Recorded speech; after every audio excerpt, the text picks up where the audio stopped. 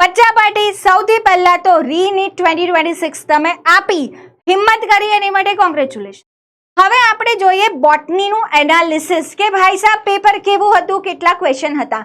90 question બાયોલોજીના, એમાંથી ભાઈ બોટનીના વધારે પૂછાયા હતા, જોઈ લો. 48 ક્વેશ્ચન બોટનીના હતા.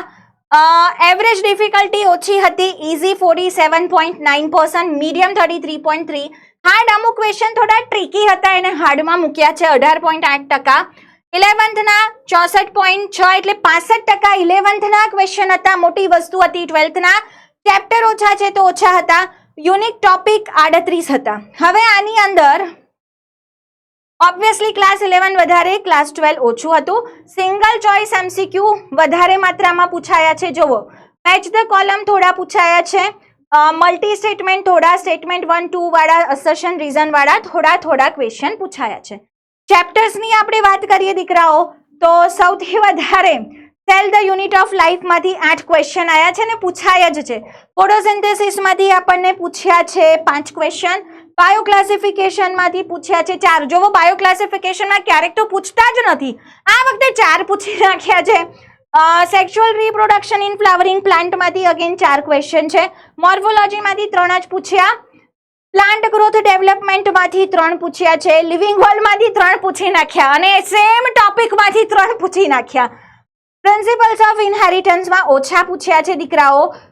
પ્લાન્ટ કિંગડમમાંથી 2 પૂછ્યા છે. સેલ સાયકલમાંથી 2 પૂછ્યા છે. ઇકોસિસ્ટમમાંથી 2 ક્વેશ્ચન આપણને અહીંયા પૂછ્યા છે. હવે ટોપિક જોઈએ તો યુકેરિયોટિક સેલવાળા ટોપિકમાંથી ક્વેશ્ચન વધારે પૂછાયા હતા. ટેક્ઝોનોમિક હાયરાર્કીમાંથી એમાં એવું કહે છે હાર્ડ, પણ એકચ્યુઅલમાં એવું હતું નહીં. ચાલો વાત કરીએ મોલેક્યુલર બેઝિસની, તો મોલેક્યુલર બેઝિસમાંથી પણ ક્વેશ્ચન્સ તો પૂછાયા જ હતા, હે ને. તો આપણને પૂછ્યું હતું કે પોલિમરેઝનું કયું કામ છે, તો એ એમાંથી જ પૂછાયું હતું, પણ દર વખત કરતાં ઓછા પૂછ્યા હતા. સ્પીસીસ, જીનસ, ફેમિલી, ઓર્ડર વાળું સબ ટોપિક વાઇઝ. પછી માઇટોકોન્ડ્રિયાનો ક્વેશ્ચન, તો આ સબ ટોપિક છે, આમાંથી ક્વેશ્ચન્સ પૂછાયા છે. એરિથમેટિક ગ્રોથનો કેલ્ક્યુલેશન પૂછાયું હતું. તો હવે આપણે જોવો, અહીંયા ચેપ્ટર વાઇઝ આપ્યું છે.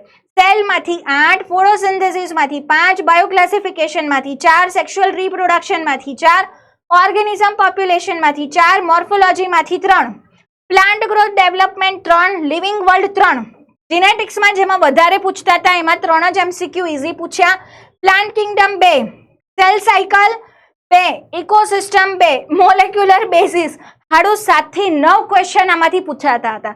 તો તમે પૂછતા હો છો ને મને દર વખતે લેક્ચર પહેલા કે મેમ આ ચેપ્ટરમાંથી કેટલા એમસીક્યુ પૂછાય, તો બેટા એનટી એનું મન કરે ને એટલા પૂછાય, એવું કંઈ જ ફિક્સ નથી. જો મોલ બાયો હેવી ચેપ્ટર હતું, મોલ બાયો જેનેટિક્સમાંથી 11 થી 12 એમસીક્યુ પૂછાતા હતા, બંનેના થઈને ખાલી 5 એમસીક્યુ પૂછ્યા.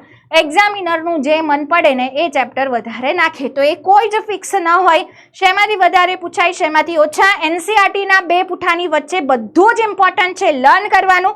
તો જે બાળકો હવે નેક્સ્ટ 2027માં નીટ આપવાના છે, આ બધી જફાઓમાં પડતા નહીં કે શેમાંથી પૂછાય શેમાંથી ન પૂછાય, બધું જ કરવાનું, બધામાંથી ક્વેશ્ચન પૂછાય, રાઈટ.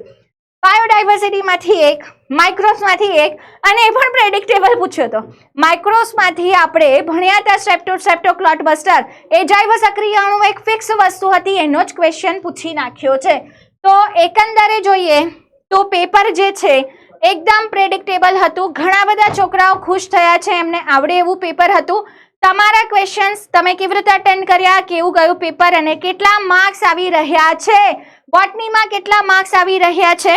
48 ક્વેશ્ચન છે, એના પ્રમાણે મને રિપ્લાય કરજો, રાઈટ. તો પેપર એનાલિસિસ જોઈ લેજો, પેપર સોલ્વ કરાવ્યું છે જોઈ લેજો, અને ફટાફટ કમેન્ટ કરીને જણાવો કે અમારા સેશન તમને કેટલા હેલ્પફુલ થયા અને કેટલા માર્ક્સ આવી રહ્યા છે.